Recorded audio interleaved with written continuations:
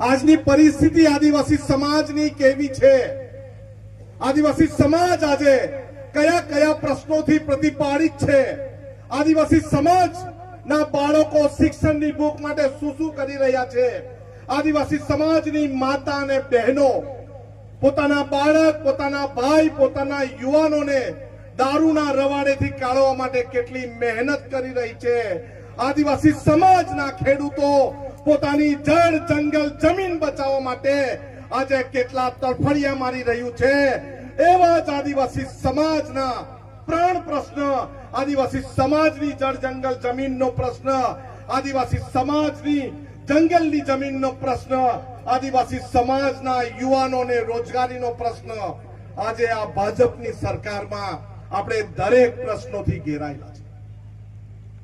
છોટાઉદેપુરનો પ્રશ્ન હોય, દાહોદનો પ્રશ્ન હોય, ડાંગનો પ્રશ્ન હોય, નવસારીનો પ્રશ્ન હોય, તાપીનો પ્રશ્ન હોય, સુરત ગ્રામ્યનો પ્રશ્ન હોય કે આખા અંબાજીથી ઉમરગામ વિસ્તારના આદિવાસી સમાજનો સૌથી સળગતો પ્રશ્ન હોય કે આ ભાજપની સરકાર ઉદ્યોગોને જે જમીન આપી રહી છે, મફતમાં જે લાણી કરી રહી છે, એ જમીન આપણી બચાવવાની છે, એ આપણો સૌથી મોટો પ્રાણ પ્રશ્ન છે કે નહીં? પ્રશ્ન આપણો સૌથી મોટો પ્રશ્ન બાપ દાદા અને વડીલોએ આપેલી જમીન, આપણો સૌથી મોટો પ્રશ્ન સ્વર્ગીય ઇન્દિરાજી આપણને ગણોત્તરામાં આપેલી જમીન, આપણને ખેડૂત બનાવેલી જમીન, અને આ ભાજપની ચોર લુચ્ચી સરકાર અત્યારે આપણી જમીન ચોરવાના ઈરાદામાં.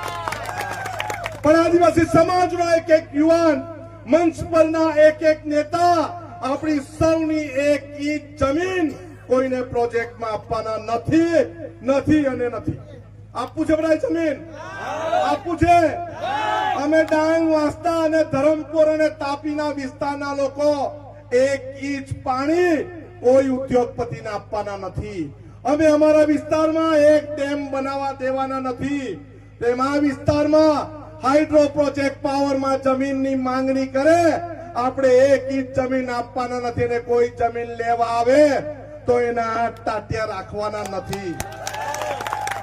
અત્યારે આપણે જ્યારે આદિવાસી સમાજના હોવાનું અસ્તિત્વ ટકાવવા માટે, આપણે પ્રમાણપત્ર લેવા માટે તાલુકા પંચાયતના મામલેદાર કચેરીના ધક્કા ખાઈ રહ્યા છે. ખાઈ છે ને?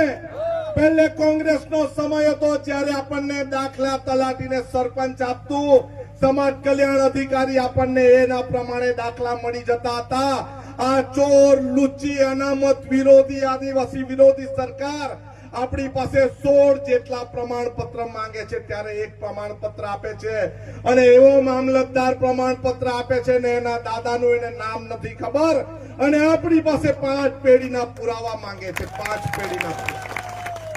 આપણી પાસે આ સરકાર 30 વર્ષથી જળ જંગલ જમીન ખનીજ લૂંટે, અને હવે આપણી પાસે અનામતનો દાખલો લૂંટે છે.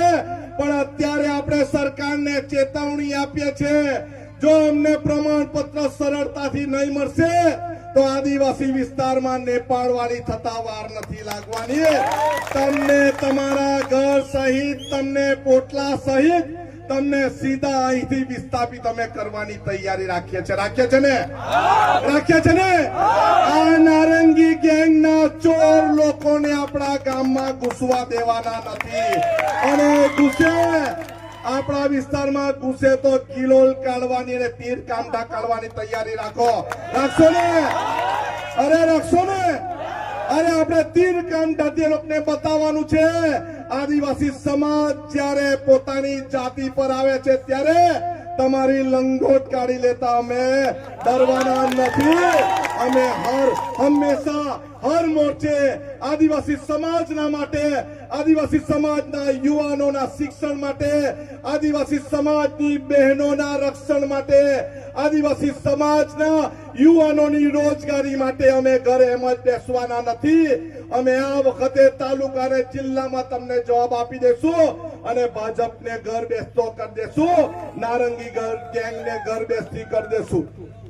આ વિસ્તારમાં આપણને અત્યારે ઘણા બધા એમ કે અમને અનાજ ફ્રી આપે છે ભાજપના લોકો, પરંતુ અનાજ ફ્રી આપવાની શરૂઆત જો કોઈ કરી હોય તો સ્વર્ગીય મનમોહન સિંહ અને કોંગ્રેસની સરકારે અનાજ મફત આપવાની શરૂઆત કરી. આ વિસ્તારમાં, ગ્રામ્ય વિસ્તારમાં જ્યારે આવાસ મંજૂર થાય છે ત્યારે આપણને ગ્રામ્ય વિસ્તારમાં આવાસના 1,20,000 મળે છે અને શહેરી વિસ્તારમાં આવાસના 3,50,000 રૂપિયા મળે છે.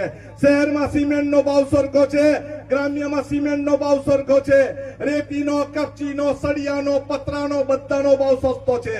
તો સરકાર ગ્રામ્ય વિસ્તારના ગરીબો અને શહેર વિસ્તારના ગરીબોમાં તુલના કેમ કરે છે? આપણને પણ 3.5 લાખ મળવા જોઈએ. આપણે પણ માણસો છે, આપણે પણ ગ્રામ્ય વિસ્તારમાં રહીએ છીએ. શહેરી વિસ્તારના 3.5 લાખ આપે અમને વાંધો નથી, પરંતુ અમને ગ્રામ્ય વિસ્તારમાં પણ 3.5 લાખ રૂપિયા જોઈએ. ન તો અમે એના માટે પણ આંદોલન કરવાની તૈયારી કરી રહ્યા છીએ.